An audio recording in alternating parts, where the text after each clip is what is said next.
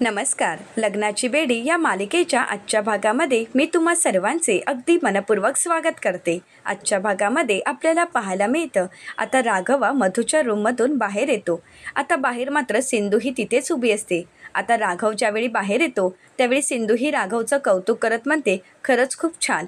आता सिंधू ही ॲक्टिंग करूनच राघवचं अगदी मनापासून कौतुक करत असते. राघवने जे काही केलं आहे त्यामुळे सिंधूला राघवचा अभिमानच वाटत असतो. तर आता राघव आणि सिंधू या दोघांचे इशारे चालूच असतात. तर आता मधूही बाहेर येत असते. आता राघवचा लक्ष जातो. राघव सिंधूला तिथून जायला सांगत असतो, परंतु तोवर मधूही बाहेर आलेली असते. आता काय करावं आणि म्हणूनच राघवा मधूच्या समोर उभा राहतो. तर आता राघव आणि मधू एकमेकांकडे पाहू लागतात. तर राघवा मधूला विचारतो, माझा पाठलाग करत होतीस का? तर मधू म्हणते, नाही, मी तुझा पाठलाग वगैरे करत नव्हते, तर मी सहजच बाहेर जात होते. आता मधू ही रूमच्या बाहेर येऊ नये यासाठी सिंधू ही राघवच्या पाठीवर नक्की इशाऱ्याने काय करायला हवं ते सांगत असते. तर आता राघवला गुदगुल्या होऊ लागतात.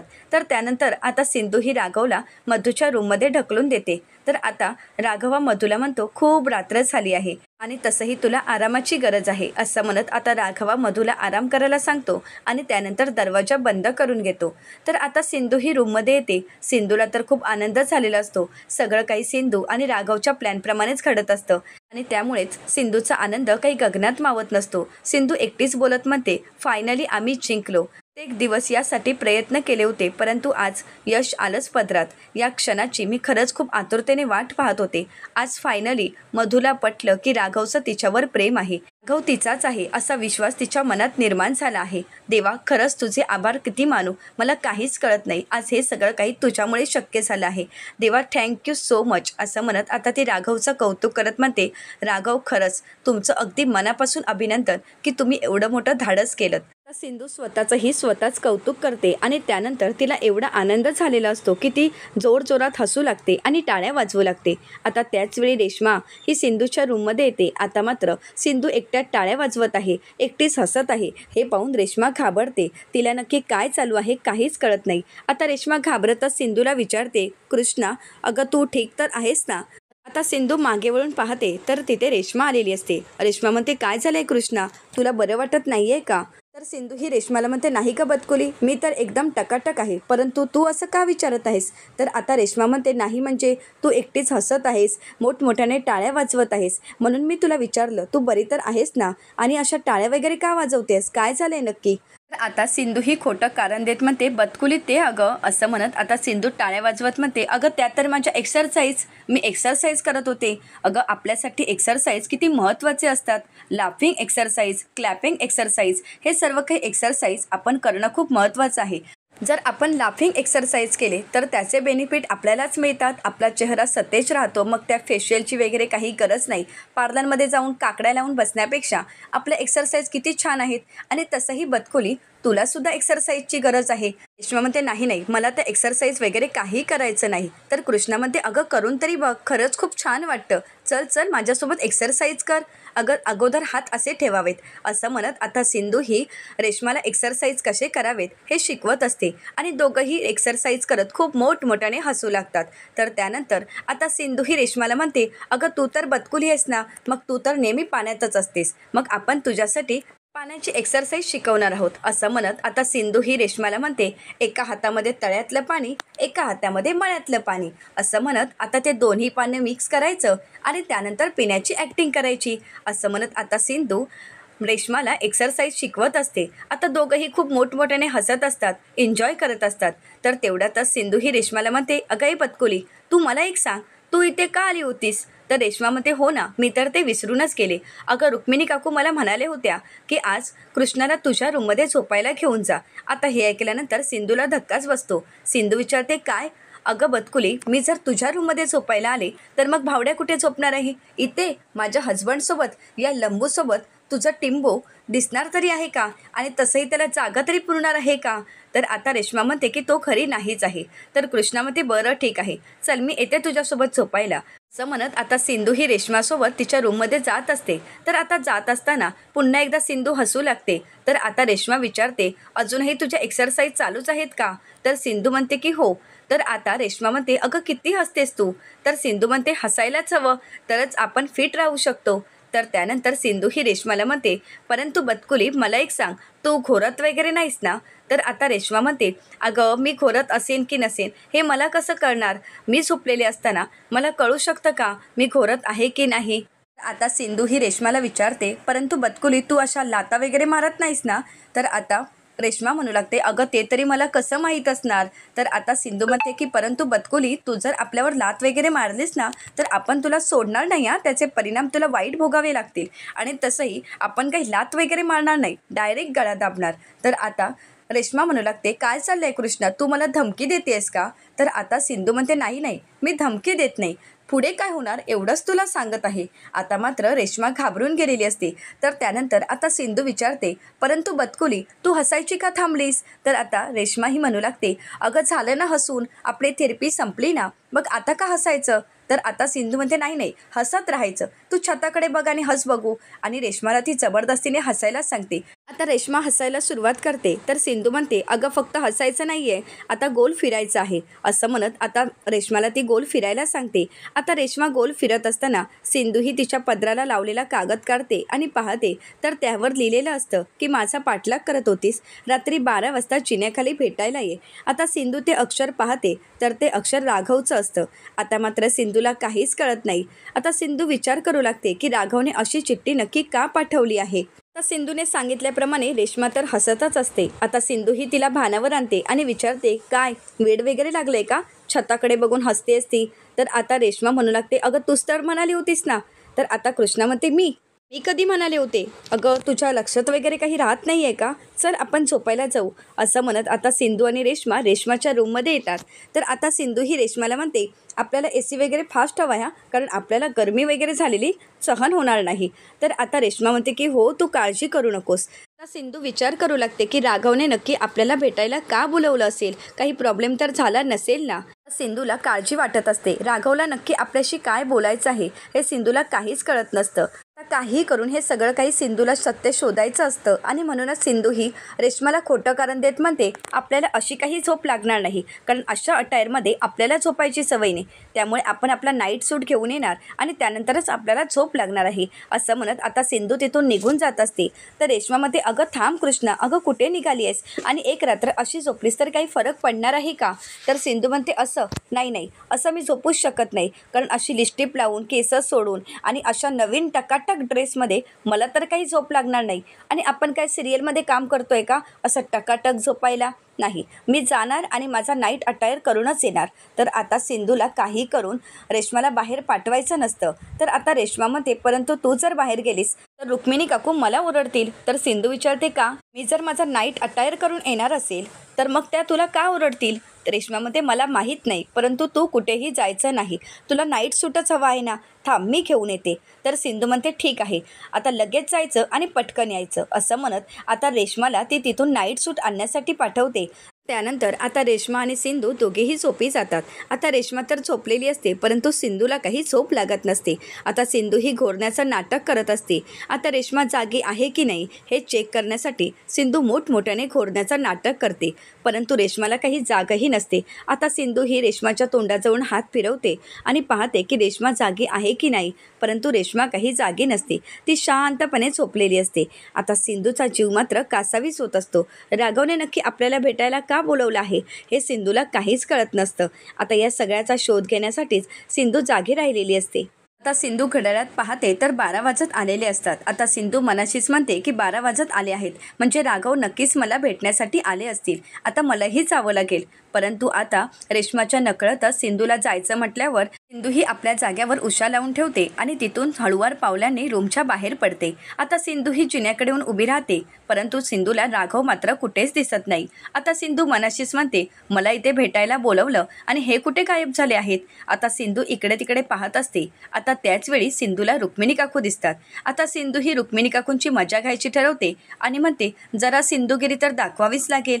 आणि म्हणूनच सिंधू ही त्या अंधारातच रुक्मिणी काकूंची मजा घेण्यासाठी हळूवार पावलांनी पुढे येते ओरडते आणि मोठ्यानेच आवाज करत त्यांना घाबरवते. आता मात्र रुक्मिणी काकूंना ठसकाच लागतो. रुक्मिणी काकू पाहतात तर तिथे कृष्णा असते. आता कृष्णाला पाहून रुक्मिणी काकूंना तर खूप राग आलेला असतो. रुक्मिणी काकू विचारतात, तू वेडी वगैरे आहेस का गं? अगं तू हे काय करतेस मूर्ख मुली? आता मला हार्ट अटॅक आला असता. तर आता कृष्णा म्हणू लागते, नाही फडफड, तुला हार्ट अटॅक वगैरे काही येणार नाही. कसं आहे ना, तू अशी लेचीपेची मुलगी नाही आहेस, तू अशी एक स्ट्रॉंग गर्ल आहेस. त्यामुळे तुला असा हार्ट अटॅक वगैरे काही येणार नाही. जसं काय हे घरच तुझ्या खांद्यावर उभं आहे तशी तू स्ट्रॉंग आहेस. त्यामुळे काळजी करू नकोस, तुला काही होणार नाही. तर आता रुक्मिणी काकू विचारतात, परंतु मला एक सांग, एवढ्या रात्री तू अशी भूतासारखी का फिरत आहेस? काय काम आहे तुझं? तर आता कृष्णामध्ये आपलं काम सोपं आहे. कसं आहे ना, आपल्याला काही झोप येत नव्हती आणि मग आपल्या लक्षात आलं की आपली शतपावली राहिली आहेत आणि म्हणूनच शतपावली करण्यासाठी मी आले आहे. आता रुक्मिणी काकू विचारतात, इथे तू शतपावली करणार आहेस का? तर आता सिंधू म्हणू लागते की हो, आपल्याला आदत आहे की आपण झोपण्या अगोदर शतपावली करतोच आणि ते कुठेही करू शकतो आणि म्हणूनच आता आपण शतपावली करणार आहोत. तर आता रुक्मिणी काकूंना ती म्हणते, परंतु फडफड, तू शतपावली वगैरे करतेस की नाही, की रनिंग करतेस? तर आता रुक्मिणी काकू म्हणतात, गप्प बस, आता एक शब्दही बोलू नकोस. त्याचवेळी तिथे रेश्मा येते. आता रुक्मिणी काकू रेश्मावर चिडतात आणि रेश्माला म्हणतात, रेश्मा, तुला एक काम सांगितलं तेही तुला नीट करता येत नाही का गं? रेश्मा म्हणते, काकू सॉरी, परंतु मला गाढ झोप लागली होती आणि त्यानंतर ही कुठे उठून गेली हे मलाच माहीत नाही. तर त्यानंतर आता रेश्मा ही कृष्णाला म्हणते, कृष्णा, मी तुला काय म्हणाले होते की रूममधून कुठेही बाहेर यायचं नाही. तर रुक्मिणी काकू रेश्माला म्हणतात, बस झालं, आता तिला घेऊन रूममध्ये जायचं आणि परत जर हिने काही गोंधळ घालून ठेवला तर मग मात्र मी तुला सोडणार नाही. आता रेश्मा ही सिंधूचा हात पकडते आणि तिला खेचतच रूममध्ये घेऊन येत असते आणि म्हणते, म्हणाले होते ना रूमच्या बाहेर पडायचं नाही, आगाऊपणा करायची नाही, परंतु नाही, ऐकायचंच नव्हतं ना आणि रूममध्ये बाहेर येऊन असा तमाशा करायचा होता. याची काही गरज होती का? अगं तू स्वतःही झोपली नाहीस आणि माझीही झोप मोड केलीस, मलाही झोपू दिलंच नाहीस आणि तूही झोपत नाहीयेस. आता शांतपणे रूममध्ये चालायचं आहे. आता हे सगळं काही राघव दुरूनच पाहत असतो. आता सिंधू ही इशाऱ्यानेच राघवला विचारत असते की नक्की काय झालं आहे, परंतु राघवला काहीच सांगता येत नाही. तर राघव सिंधूकडे पाहत असतो. आता त्याच वेळी तिथे मधू येते. आता मधू ही राघवला पाहते आणि राघवला विचारते, तू अजून झोपला नाहीस? आता मात्र राघवला धक्काच बसतो. राघव विचारतो, काय? तर मधू म्हणते, राघव, मी तुला विचारत आहे की तू अजून झोपला नाहीस का? राघवा मधूला म्हणतो, नाही, झोप येत नव्हती. तर आता मधू ही राघवला विचारते, मग राघव तू इथे काय करत आहेस? तर आता मधूला खोटं कारण देत राघव म्हणतो, अगं काही नाही, कशाचा तरी आवाज आला, मग तो आवाज नक्की कशाचा आहे हेच पाहण्यासाठी बाहेर आलो होतो. तर आता मधू ही राघवला म्हणते, राघव, मी खरंच खूप खुश आहे, खरंच हॅप्पी आहे. आज तू माझ्यासोबत वेळ घालवलास, माझ्यावर असणारं प्रेम व्यक्त केलंस आणि माझ्या फिलिंग्स मला तुला सांगता आल्यात, यासाठी मला खरंच खूप आनंद होत आहे. राघव, कित्येक वर्षानंतर आता आपण पुन्हा एकत्र आलो आहोत, आपण नव्याने सुरुवात करत आहोत. या गोष्टीचा माझा आनंद मी तुला शब्दात नाही व्यक्त करून सांगू शकत. परंतु बरं झालं राघव, माझ्या मनातील भावना मी तुझ्यासमोर व्यक्त केल्या, नाहीतर तुझ्या मनात काय चालू आहे हे मला कधी कळालंच नसतं. राघव म्हणतो की हो, मलाही कित्येक दिवसांपासून तुला हे सत्य सांगायचं होतं, परंतु वेळच नाही मिळाला आणि कसं सांगू हेही कळत नव्हतं. तर आता मधूही राघवला म्हणते, राघव, काहीच हरकत नाही, अरे अजूनही वेळ निघून गेली नाही, आपण आपल्या आयुष्याला नव्याने सुरुवात करू शकतो, आपण आपलं आयुष्य पुन्हा एकदा नव्याने बहरू शकतो. परंतु राघव, मी जर तुझ्याकडे काही मागितलं तर तू मला देशील का? राघव विचारतो, काय हवंय सांग ना. तर मधूही राघवला म्हणते, राघव, तू अगोदर मला प्रॉमिस कर, हो की नाही? राघव म्हणतो की हो, मी तुला प्रॉमिस करतो, तुला जे काही हवं आहे ते मी नक्कीच देईन. आता त्या संधीचा फायदा घेत मधूही राघवला म्हणते, राघव, मला असं वाटत आहे की आपण सिंधूचं श्राद्ध घालावं, कारण सिंधू गेल्यानंतर आपण तिचे एकही विधी पूर्ण केले नाहीत, खरं तर कोणताच विधी केला नाही आणि म्हणूनच मला असं वाटत आहे की आता आपण सिंधूचं श्राद्ध घालावं, कारण सिंधूच्या आत्म्याला मुक्ती मिळणं, तिच्या आत्म्याला शांती मिळणं खूप गरजेचं आहे. राघव, आपण आपल्या नवीन पर्वाची, नवीन आयुष्याची सुरुवात करत आहोत, मग त्यासाठी तुला तुझ्या भूतकाळातून बाहेर तर पडायलाच हवं ना, आणि या सगळ्यातून बाहेर पडायचं असेल तर सिंधूच्या आत्म्याला शांती मिळणं खूप गरजेचं आहे, तरच आपण नवीन आयुष्याची सुरुवात करू शकतो. आणि म्हणूनच मला असं वाटत आहे की तू माझ्या बोलण्याचा विचार करावा आणि सिंधूचं श्राद्ध घालावं. असं म्हणत आता मधूही राघवला म्हणते, बघ तू विचार कर, बाकी काही तुझा निर्णय असेल तोच माझा आहे, येते मी, गुड नाईट. असं म्हणत आता मधू तिथून निघून जाते. तू मधूच्या या वागण्याचा, तिच्या बोलण्याचा राघवला खूप राग येत असतो, परंतु राघव काही राग व्यक्त करू शकत नाही. आता राघव मनाशीच म्हणतो, काय नीच बाई आहे ही, माझी सिंधू जिवंत आहे, ती याच घरात आहे, हे सर्व सत्य हिला माहीत असून सुद्धा माझ्या जिवंत सिंधूचं ही श्राद्ध घालायला निघाली आहे. मला म्हणत आहे की सिंधूचं श्राद्ध घालावं, परंतु नाही मधू, तुझी ही इच्छा मी कधीही पूर्ण होऊ देणार नाही. काही झालं तरी मी माझ्या सिंधूचं श्राद्ध घालणार नाही. आता मात्र राघवलाच मधूचा खूप राग आलेला असतो. मधू जे काही करत आहे ते राघवला पटत नसतं. आता तर मधूने मर्यादाच ओलांडलेली असते आणि म्हणूनच राघवला मधूचा खूप राग येऊ लागतो. दुसऱ्या दिवशी राघव मधूच्या रूममध्ये येतो आणि मधूला म्हणतो, सिंधूचं श्राद्ध होणार. श्राद्धाची सर्व तयारी मी करून ठेवली आहे आणि तिचं श्राद्ध होणार. आता तरी खुश ना? तर आता मधू ही राघवला म्हणते, राघव असं का बोलतोयस? अरे सिंधूच्या आत्म्याला शांती मिळावी यासाठीच तिचं श्राद्ध व्हावं असं मला वाटत आहे ना. मग तू असं मला का बोलत आहेस आणि मला खुश आहेस असं का विचारतोयस? हे सगळं करत असताना मी खुश असणार आहे का राघव? तू असं नाही बोलू शकत. राघव म्हणतो, तुलाच हवं होतं ना की सिंधूचं श्राद्ध व्हायला हवं. मग आता सिंधूचं श्राद्ध होणार. आता तू काळजी करू नकोस. परंतु त्याचवेळी तिथे कृष्ण आलेली असते, म्हणजेच सिंधू आलेली असते आणि मोठ्यानेच म्हणते की नाही, श्राद्ध होणार नाही. आता मात्र मधूला तर धक्काच बसतो. तर सिंधू ही राघवला म्हणते, लंबू तुला काही कळतंय का? अरे तुझ्या बायकोचं श्राद्ध घालण्यासाठी तुला एवढी घाई लागली आहे की एवढ्या लवकर तिचं श्राद्ध घालायला निघालायस? अरे तिची डेड बॉडीही तुला अजून मिळाली नाही, मग तिचं श्राद्ध तू कसं घालणार आहेस? अरे तिच्याबद्दल काही माहीत नाही, तिची डेड बॉडी नाही हाती आणि चालला तिचं श्राद्ध घालायला. खरंच लंबू, तुझ्याकडून मला ही अपेक्षा नव्हती. तू असं वागशील असा विचारही मी कधी केला नव्हता.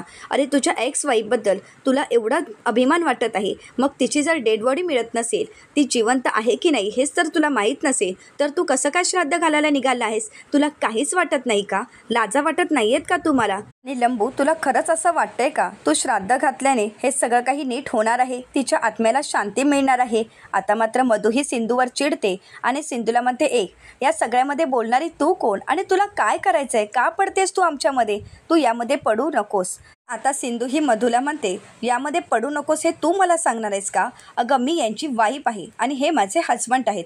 मग यांच्या एक्स वाईफबद्दल जो काही निर्णय घ्यायचा असेल, जे काही बोलायचं असेल, तो अधिकार मलाही आहे. परंतु या सगळ्यामध्ये बोलणारी तू कोण ते अगोदर मला सांग. आता मधू ही सिंधूला म्हणते, मी राघवची असं म्हणत असताना ती शांतच होते, कारण मधूला राघवचं बोलणं आठवतं. राघवा मधूला म्हणालेला असतो की काही झालं तरी आपलं लग्न होईपर्यंत आपल्या नात्याबद्दल कोणालाही कळू देऊ नकोस आणि कृष्णाला जर कळालं तर ती माझ्याच पोलीस स्टेशनमध्ये येऊन माझ्या विरुद्ध पोलीस कंप्लेंट करेन, कारण ती कशी आहे तुला माहीत आहे ना, ती सायको आहे. त्यामुळे तिला काही कळू देऊ नकोस. तर आता सिंधू ही मधूला विचारते, काय झालं? तू कोण आहेस? मी तुला काय विचारलं? बोल ना, दे ना माझ्या प्रश्नाचं उत्तर. तर आता मधू सिंधूला म्हणते की मी तिची बेस्ट फ्रेंड आहे. तर आता सिंधू म्हणते, हो ना, बेस्ट फ्रेंड आहेस ना, मग बेस्ट फ्रेंडसारखंच वागायचं, वाईफी बनायला जाऊ नकोस आणि ते तुला कधीच जमणारही नाही. आणि श्राद्ध घालावं की नाही हा सर्वस्वी निर्णय लंबूच आहे. त्यामुळे या सगळ्यामध्ये तुला पडायची काहीच गरज नाही. त्यामध्ये मध्ये मध्ये नाक खुपसणं बंद कर आणि आता जो काही लंबूचा निर्णय असेल तो तुला मान्य करावाच लागेल. बेस्ट फ्रेंड आहेस ना, मग तसंच राहायचं. तर आता मधू ही राघवला विचारते, राघव बोल, तुला काय वाटत आहे? तर आता राघवा सिंधूला म्हणतो, मधू जे बोलत आहे ते अगदी योग्य आहे.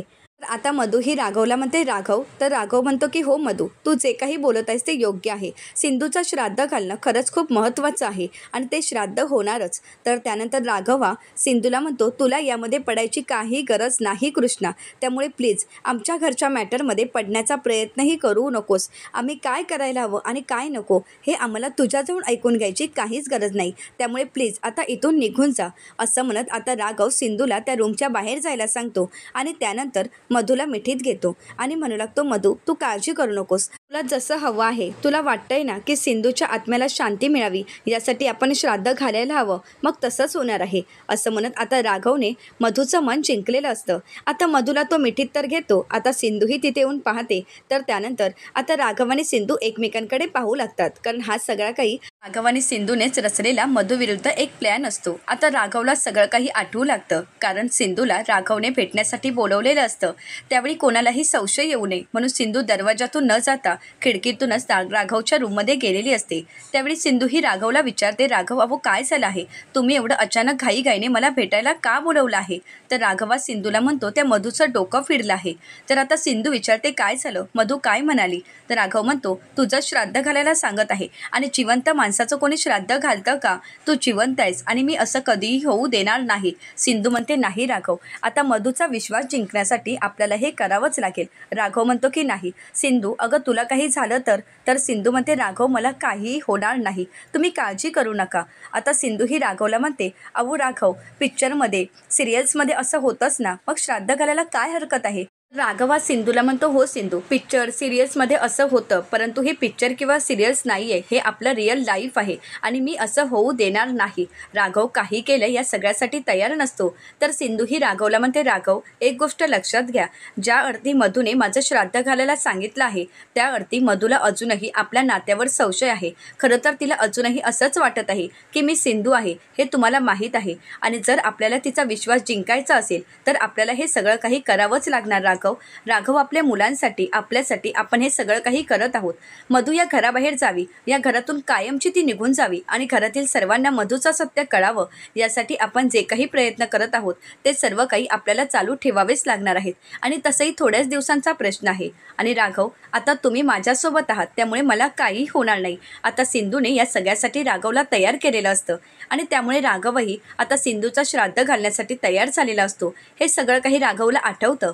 तर पुढील भागामध्ये आपल्याला पाहायला मिळतं, आता मधू ही सिंधूला म्हणते, तू जिवंत आहेस, परंतु ज्या जिवंतपणे मी राघवला तुझं श्राद्ध घालण्यासाठी भाग पाडला आहे। आता सिंधू ही मधूला म्हणते, तू कितीही काही प्रयत्न कर, परंतु राघवाने माझं लग्न खरं आहे, देवा ब्राह्मणाच्या साक्षीने आम्ही लग्न केलं आहे, आज ना उद्या राघवला हे लग्न मान्य करावंच लागेल आणि आता कायदा आणि देव माझ्या बाजूने आहे। तर दुसरीकडे राघवने सिंधूचं श्राद्ध घालायला सुरुवात केलेली असते। आता श्राद्धाचे विधी सुरू असतात त्यावेळी रुक्मिणी काकू, राजश्री काकू या दोघांनाही खूप अस्वस्थ वाटत असतं, परंतु या सगळ्याचा मधूला मात्र खूप आनंद होत असतो। आता मधूची इच्छा पूर्ण करण्यासाठी आणि मधूचं मन जिंकण्यासाठी राघवने हे श्राद्ध घातलेलं असतं, परंतु आता मधूची पुढची चाल नक्की काय असेल आणि सिंधू आणि राघव या सगळ्याला कशा प्रकारे सामना करतील आणि मधूचं सत्य कधी सर्वांसमोर आणतील हे पाहणं अतिशय रंजक ठरणार आहे। अशाच मालिकेचे नवनवीन अपडेट पाहण्यासाठी चॅनलला नक्कीच सबस्क्राईब करा। व्हिडिओ पाहिल्याबद्दल तुम्हा सर्वांचेच अगदी मनपूर्वक धन्यवाद।